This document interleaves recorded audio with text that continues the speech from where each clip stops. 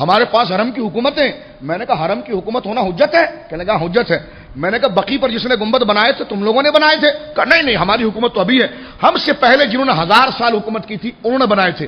تو میں نے کہا جب انہوں نے گنبد بنائے تھے تو اس کا مطلب وہ اہل حق تھے، اور جو حرم پر جو حکومت کرے گا وہ اہل حق میں سے ہوگا، اس کا ہر کام حجت ہوگا. جس طرح تم شرک اور بدعت کے فتوے لگاتے ہو، امت پر ظلم کرتے ہو، بکواسے اور بات بھانت کی مغلظات بکتے ہو، اور لوگوں کو اپنے آپ کو معصوم بنانے کے لیے کہتے ہو نہیں ہم جو کہیں گے حجت ہے، اس لیے کہ حرم پر ہماری حکومت ہے. تو میں نے کہا یہ جنہوں نے گنبد بنائے تھے 1000 سال انہوں نے حرم پر حکومت کی تھی کہ نہیں کی تھی؟ کہنے کہ جی کی تھی. میں نے کہا گنبد انہوں نے بنائے تھے؟ کہا ہاں. تو میں نے کہا پھر گنبد انہوں نے بنائے جنہوں نے حرم پر حکومت کی تھی، اور جو حرم پر حکومت کرے گا وہ حق پر ہوگا، تو تم نے کیوں گرائے؟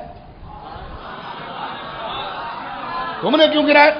تو کہنے لگا جی یہ شریعت کی دلیل کے خلاف تھی. میں نے کہا بات آ گئی نا، تو حکومت نہیں کھیلو. حکومت کا کھیل چھوڑو کہ جو حرم پر حکومت کرے گا وہ حق پر ہوگا. میں نے کہا اس قاعدے میں کم سے کم تم ہار ضرور گئے. تمہیں یہ کہنا پڑا کہ ہر حکومت کرنے والا نیک نہیں ہو سکتا. تمہارے نزدیک ترکی ٹھیک نہیں تھے، ہمارے نزدیک تم ٹھیک نہیں. اور دلیل کیا ہے؟ قرآن و سنت ہے. عزت و ناموس عزت مصطفیٰ ہے، عزت اولیاء ہے. تم نے ان کی عزتوں کو پامال کیا ہے. اور حضور علیہ الصلوۃ والسلام نے فرمایا تھا کہ جس وقت نجد کے قبیلے مدر کی شاخ بنو تمیم کی شاخ ربیہ کے پاس، کنز المال میں حدیث ہے، ربیہ کے پاس حکومت جائے گی تو اسلام کے اوپر فرمایا اسلام کی عزت چلی جائے گی اور اسلام والوں کے لیے ذلتیں آنا شروع ہوگی. سمجھ رہے میری بات آپ؟ اب سنیے، اللہ آپ کو جرأت عطا فرمائے، اب اللہ آپ کو سمجھ عطا فرمائے، اب اللہ آپ کو حق کہنے کی توفیق عطا فرمائے. ہمارا کام تھا آپ کے سامنے حق کو واضح کر دینا کہ یہ ساری چیزیں ہیں، اور آپ کے ساتھ اس چیز کو سمجھنے کی کوشش کریں. تو یہ لقبوں سے کچھ نہیں ہوتا ہے. جو خدام ہوتے ہیں الحمدللہ وہ آج بھی قبروں کے اندر ہیں، اور ان کی قبریں جو ہیں سارے ہندوستان پر حکومت کر رہی ہے. غور کیجئے. تو حضرت خواجہ غریب نواز رضی اللہ تعالیٰ عنہ وارضاہ عنہ کے حوالے سے تو یہ میں عرض کر رہا تھا یہ قبروں پر عمارت، سمجھ گئے اس پر؟ تو یہ گنبد جو ہے یہ قبر پر عمارت نہیں ہے، یہ قبر کے گرد عمارت ہے. سمجھ رہے؟ قبر کے کیا ہے؟ یہ حول قبر ہے، علی القبر نہیں ہے. حضور نے علی القبر کو منع کیا، جس طرح میں نے گورا قبرستان کی آپ کو مثال دی. تو حضور نے فرمایا حضرت علی سے ہر اس قبر کو گرا دے جس پر تصویریں لگی ہوئی ہوں اور جس کے اوپر عمارت ہو. اس حدیث کو بنیاد بنا کر انہوں نے فتوے دیے کہ جناب سارے مزار گرا دو معاذ اللہ. میں یہ پوچھتا ہوں کہ سرکار دو عالم نے تو مسلمان کی قبر پر بیٹھنے سے منع کیا ہے. جامع ترمذی میں ایک شخص حضور علیہ الصلوۃ والسلام گزرے، سرکار نے دیکھا کہ ایک شخص جو ہے وہ ایک مسلمان کی قبر پر بیٹھا ہے. سرکار نے اسے ڈانٹا، فرمایا مردے کو تکلیف ہوتی ہے. تو سرکار تو مسلمان کی قبر پر بیٹھنے کی بات نہ دے تو سرکار نے حضرت علی کو کبھی مسلمان کی قبر کو توڑنے کے لیے کہا ہوگا؟ بولو نا، کہا ہوگا؟ اور دوسری بات یہ کہ سرکار جب مدینہ شریف آئے تو سب سے پہلے بقی کے اندر جس کی قبر بنی وہ حضور کے بھائی تھے حضرت عثمان بن مظعون. سرکار نے ہر ایک کا جنازہ خود پڑھایا. تو آخر یہ بڑی قبر بنا کس نے لی؟ اگر یہ مسلمانوں کی قبریں تھی تو اس کا مطلب حضور نے خود بنوائی معاذ اللہ، جبکہ ایسا نہیں ہے. اور جب خود بنوائی تو توڑوائی کیوں؟ ٹھیک ہے.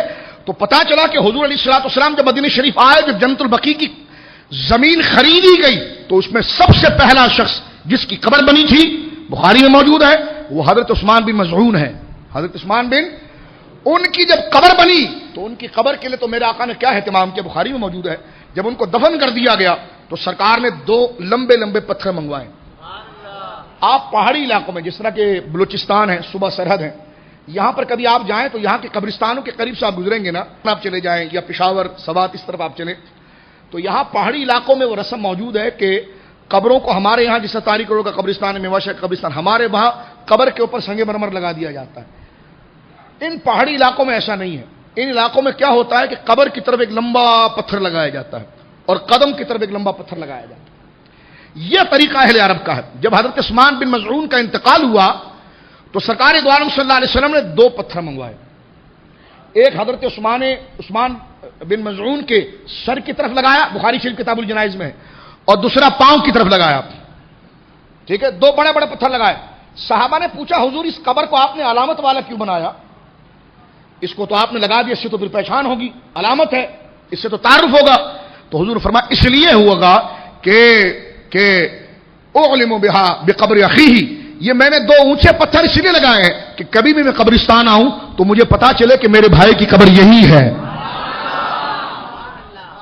تو سرکار نے قبروں کے نشان نہیں ختم۔ آج بقی میں آپ چلے جائیے، آپ کو پتا ہی نہیں کہ قبر کس کی ہے، پھر کہتے جی توحید۔ میں نے کہا سرکار نے قبروں کے نشان کبھی نہیں ختم کیے، بلکہ حضور کی تو حدیث ہے اور حضور کا تو عمل ہے کہ سرکار نے خود اپنے دست مبارکہ سے، اس دور میں تحریر کا رواج نہیں تھا، دست مبارکہ سے پتھر لگائے، اور جب صحابہ نے پوچھا یا رسول اللہ آپ نے عثمان بن مظعون کے قبر پر سر کی طرف سے بھی اور پاؤں کی طرف سے بھی یا رسول اللہ آپ نے پتھر لگائے تو اس کی وجہ کیا ہے؟ تو میرے آقا نے فرمایا یہ علامت ہے کہ کبھی بھی میں یا میرے رشتہ دار قبرستان آئیں تو انہیں پتا چل جائے کہ یہ میرے بھائی کی قبر ہے۔ آج بقی کے اندر کوئی نشان ہے؟ یہی بخاری کے اندر موجود ہے۔ میری ماں حضرت عائشہ کہتی ہیں کہ میں نے اپنی آنکھوں سے دیکھا عثمان بن مظعون کی قبر کو ان کے رشتہ داروں نے اونچا کر کے بنا دیا تھا۔ کیا کر کے بولیے؟ یہ موضوع نہیں، درمیان میں بات آئی تو میں آپ کو صرف اشارہ دے رہا ہوں تاکہ سمجھ کے لیے۔ اور حضور نے فرمایا کہ آخری دور میں خوارج آئیں گے، وہ قرآن پڑھیں گے، قرآن ان کے حلق سے نیچے نہیں اترے گا۔ صحابہ نے پوچھا حضور خوارج کی علامت کیا ہے؟ سرکار نے فرمایا ایک تو وہ گنجے ہوں گے۔ کیا ہوں گے؟ گنجے ہوں گے، پکے ٹنڈ کرتے ہوں گے، اور گنجا ہونا ان کے اندر سب سے بڑی نیکی ہوگا۔ دوسری علامت یہ ہے کہ یہ کافروں سے نرمی کریں گے، مسلمانوں کو ماریں گے۔ کافروں سے نرمی کریں گے، مسلمانوں کو ماریں گے۔ اب آپ خود دیکھ سکتے ہیں یہ حضور علیہ الصلوۃ والسلام کے لیے اہل سنت کا جو عقیدہ ہے کہ میرے آقا علم غیب جانتے ہیں، یہ اس کی کرامت اور عظمت ہے۔ میرے آقا نے مدینہ شریف میں اپنے بستر پر بیٹھ کے فرمایا تھا کہ آخری دور میں خوارج نکلیں گے اور ان کی علامت یہ ہوگی کہ وہ ان سے کافر نہیں ڈرے گا، ان سے مسلمان ڈریں گے۔ اللہ اکبر۔ تو اب آپ اس پر بھی غور کیجئے کہ حضرت عائشہ خود کہتی ہیں کہ میں نے اپنی آنکھوں، یہ بخاری میں کہ ہمارے وہاں یہ بات تھی کہ چھلانگ مارنے کے لیے کہا جاتا کہ جناب کون اونچی چھلانگ مار سکتا ہے؟ تو حضرت عائشہ کہتی ہیں کہ قبرستان جو تھا بقی، اس میں چند قبریں تھیں، اس میں سے ایک حضرت عثمان بن مظعون کی قبر تھی۔ حضرت عائشہ فرماتی ہیں رضی اللہ تعالی عنہا کہ ہمارے وہاں اگر کوئی عثمان بن مظعون کی قبر کے اوپر سے چھلانگ مار لیتا تو اس کو لوگ کہتے واہ یہ تو بڑا چھلانگ مارنے والا ہے۔ تو مجھے بتاؤ ان کی قبر کوئی نیچے ٹیلے کے نیچے دبی پس تھی، یہ ٹینا مانند تھی جس کے بارے میں حضرت عائشہ کہتی ہے، اور یہ حضور کے دور میں وہ قبر تھی۔ میں پوچھتا ہوں سرکار نے تلوار دے کر حضرت علی سے قبریں توڑوائی، عثمان بن مظعون کی قبر کیوں نہیں توڑوائی؟ سمجھے؟ اور حضرت اگر یہ قبریں ساری مسلمانوں کی تھی جسے حضرت علی نے توڑا ہے تو میں پوچھتا ہوں کہ جنت البقیع میں جب حضور تشریف لائے تو سرکار کے آنے کے بعد مسلمانوں کی قبریں وہاں بنی ہے اور سرکار نے ہر ایک کا جنازہ خود پڑھایا ہے۔ بلکہ میں کچھ دن پہلے مسلم امام احمد میں پڑھ رہا تھا، سرکار علیہ الصلوۃ والسلام کو خبر پہنچی کہ ایک شخص کا انتقال ہوا اور اس کو دفن کر دیا گیا۔ سرکار دو عالم صلی اللہ علیہ وسلم صبح میں سرکار جب خبر ہوئی تو سرکار دو عالم صلی اللہ علیہ وسلم نے صحابہ کو بلایا، فرمایا کون تھا؟ کہا حضور فلاں انتقال کر گیا۔ فرمایا مجھے تم نے بلایا کیوں نہیں؟ کہا حضور آپ رات بھر عبادت، دین میں مشقت، ہم نے کہا اس کے انتقال ہوا، جنازہ ہم نے پڑھا کر اسے دفن کر دیا۔ سرکار نے فرمایا آئندہ ایسا نہ کرنا، میرا کوئی صحابی انتقال کرے تو میں کہیں پر بھی ہوں مجھے جنازے کے لیے بلانا۔ کیوں؟ اب سنیے مسلم امام احمد میں الفاظ ہیں، فرمایا کہ میں تمہارا جنازہ پڑھتا ہوں تو میرے جنازہ پڑھنے کی وجہ سے خدا تمہاری قبروں کو روشن کر دیتا ہے۔ یہ حدیث پاک ہے۔ تو یہ مشکل کشا نبی ہے، بولیے سبحان اللہ۔ میرے جنازہ، یہ جامع یہ مسلم احمد میں موجود ہے، میرے جنازہ پڑھنے کی وجہ سے تمہاری قبریں روشن ہو جاتی ہے۔ تو مجھے بتاؤ سرکار دو عالم صلی اللہ علیہ وسلم تو ہر صحابی کا جنازہ خود پڑھایا، تو وہ کس کی قبریں تھیں جس کو توڑنے کے لیے حضرت علی کو بھیجا تھا؟ سرکار تو قبر پر چپل رکھنے کی اجازت نہیں دیتے، بیٹھنے کی اجازت نہیں دیتے، اسے ہتھوڑے سے توڑنے کی اجازت دیں گے؟ الحمدللہ کل بھی سچ اہل سنت کے ساتھ تھا، آج بھی سچ اہل سنت کے ساتھ۔